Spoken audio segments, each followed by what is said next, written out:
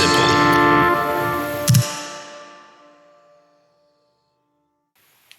Welcome back to episode 2.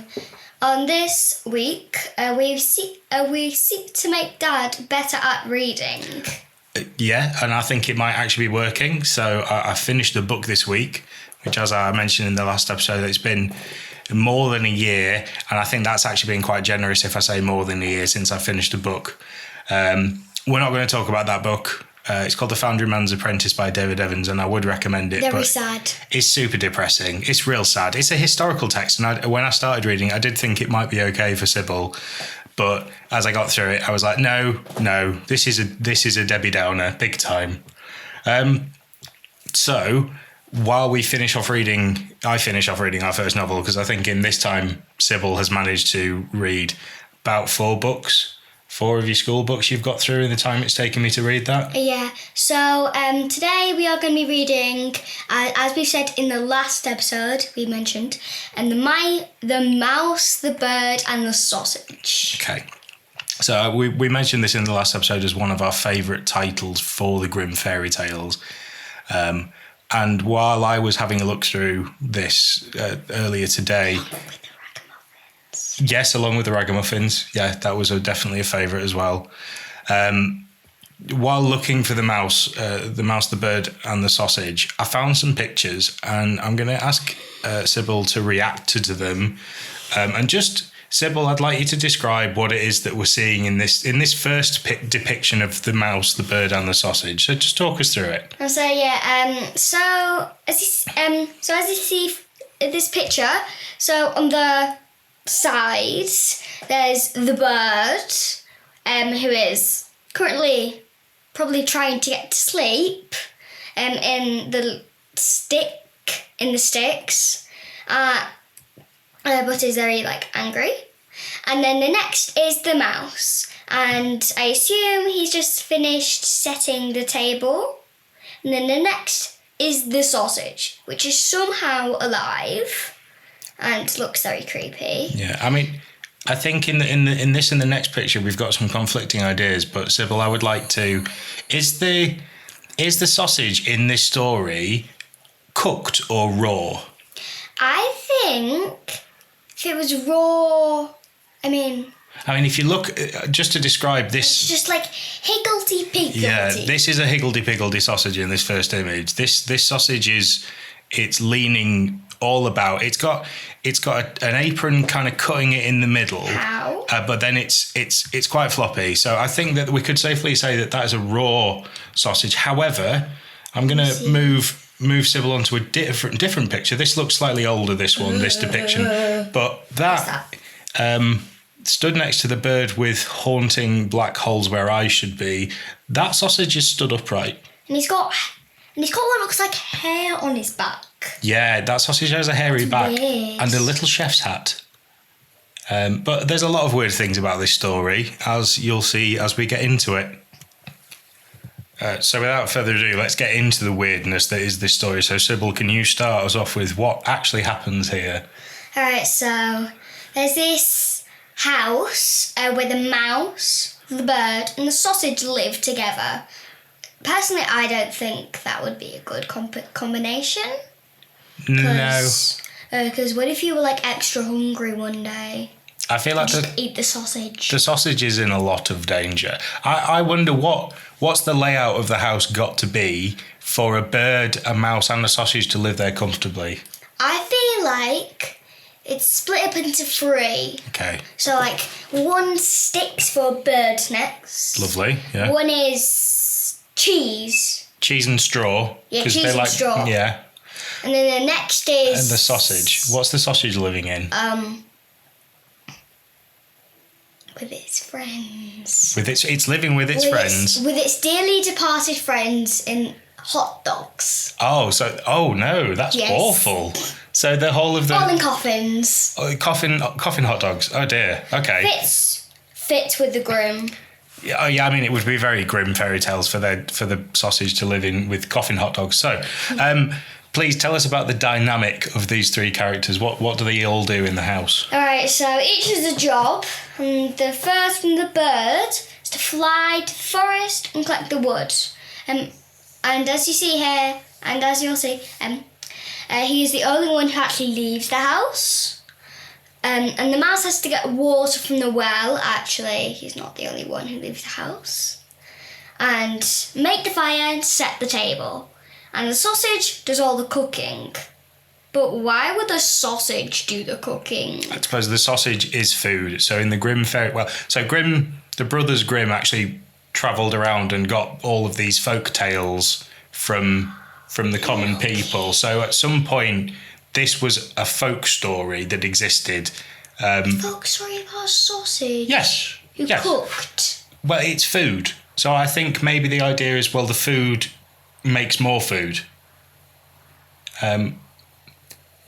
So the bird is out getting sticks one day, and the bird thinks that everything's pretty nice. Actually, the bird's fairly happy with his lot in life, and he's chatting to another bird, and he describes his circumstances, and this other bird thinks that he's being cheated. He's like, "Well, you're the only person that leaves." He's been mugged off. You've been mugged off, pal. You're the only one that leaves the house. What about the mouse? Well, he goes to the well. The mouse just goes to the well, unless the well is an internal well. And then he has to make the table, make the fire.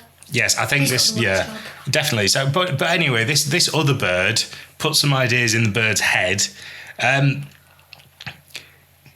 I would say, even though the other two are working, now the bird that lives in the house with the mouse and the sausage has an idea that he's somehow being taken for a bit of a ride. In the meantime, we flash back to the house where the mouse has laid the table and has gone for a little sleep, and the sausage is cooking, and we get there's a couple of really weird points in this story, and this is point number one. But if you go past the point that the sausage is alive, the sausage to finish has a special type of seasoning. Yes, it rolls itself around in. So I think in answer to what a sausage cooks, it's a lot of soups and stews. Soups and stews with sausage. Yeah, which look, I like sausages. They're tasty. Yeah, but if you were a sausage, you wouldn't eat sausages. No, I think we discussed this before we recorded, and we likened it to the idea of you're in a bath, drinking your own bath water, and I think this then also, as to the question of whether the sausage is raw or cooked. If the sausage is raw, and it's just stirring a raw sausage around the food, that also feels like there's some health and safety issues there. I think it's like in between, like half cooked, still kind of cooked, but not. Yeah. So that's a really interesting point, and really kind of colours the whole story for me. Right. So next, bird goes back after being, let's say, mocked by the other bird. He's not happy about his job. So they draw new jobs by drawing lots. They just pick at random, I guess. Yeah, they kind of pull the short. That's it. Picking three pieces of paper that all have the different jobs written, I suppose, is what they mean by drawing lots. Cook, do one job, do 3 jobs, or do 1 job. Mm-hmm. And Bird bullies them into this by describing himself as a slave just because he works. Yeah. You work, but you don't describe yourself as a slave. Certainly not. I think it's that idea of maybe the bird's a bit of a man, says because he's leaving the house, I'm doing all the really hard work and ignoring everything that's going on at home. Flying around and collecting some logs.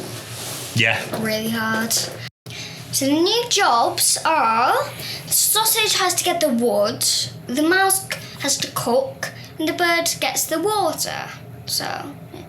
Okay.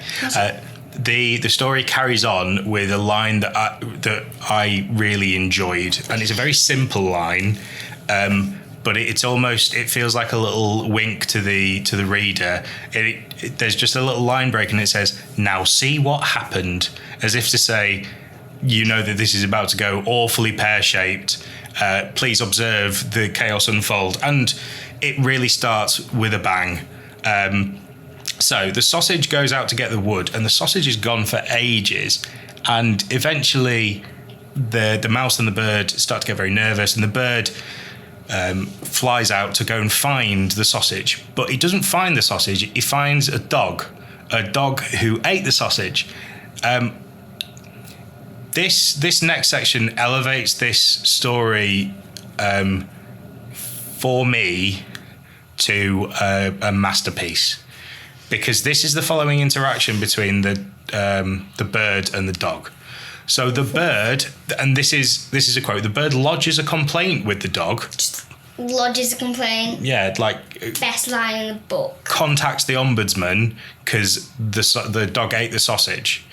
The dog goes, "Oh, excuse me, but your friend the sausage was carrying forged letters, so he was a criminal and deserved to die."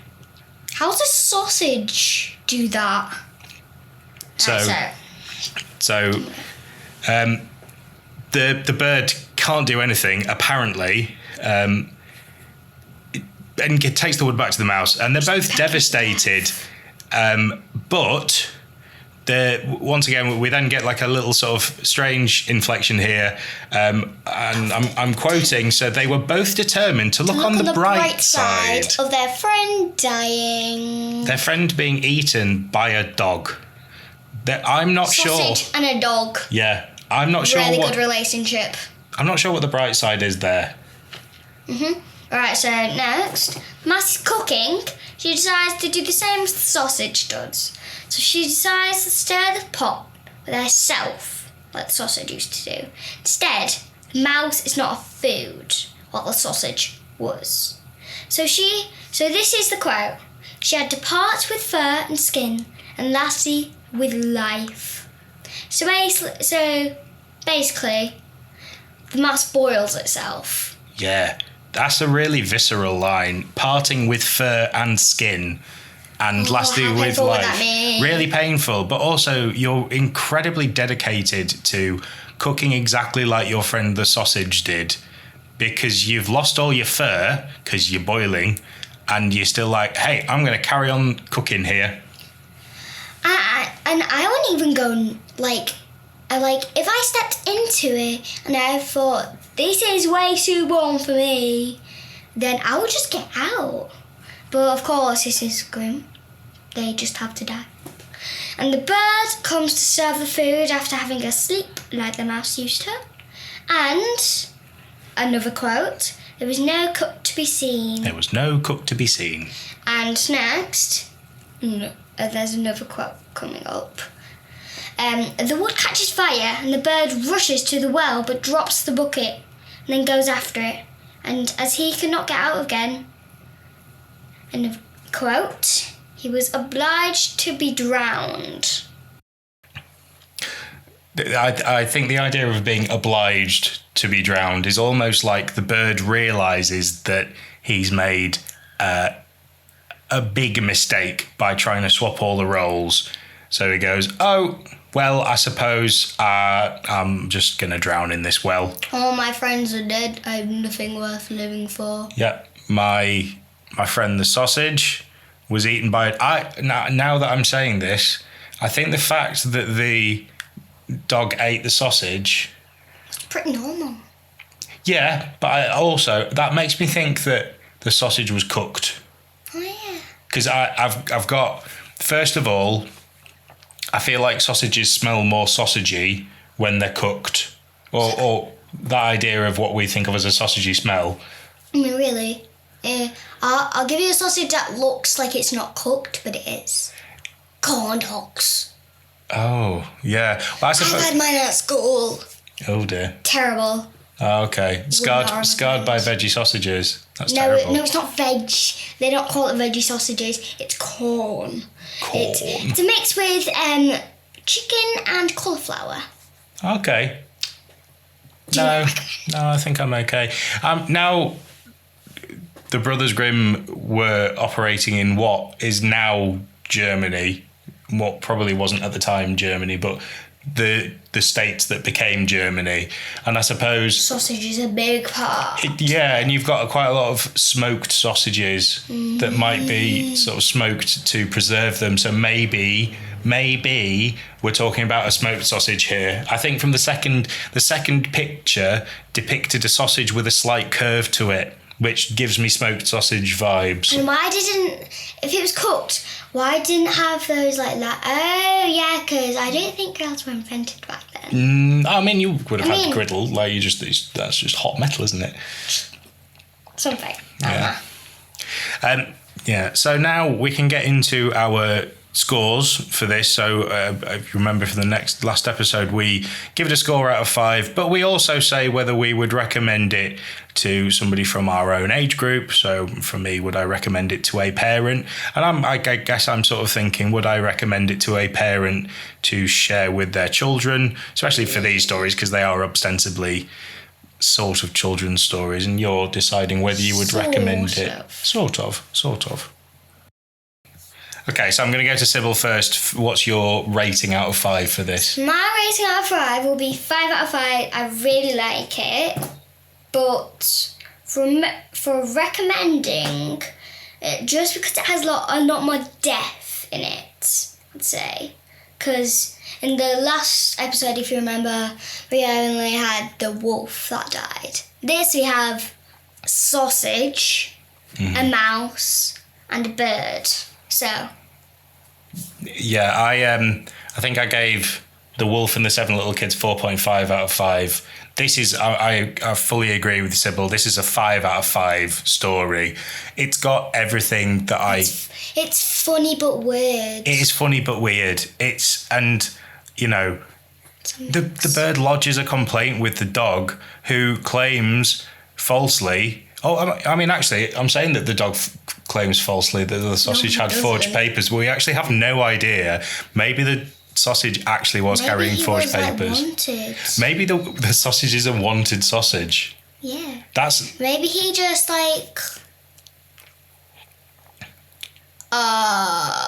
it's got to be something. It's got to be some sort of fraud if he's carrying forged letters. Some sort of he's trying to embezzle money out of somebody.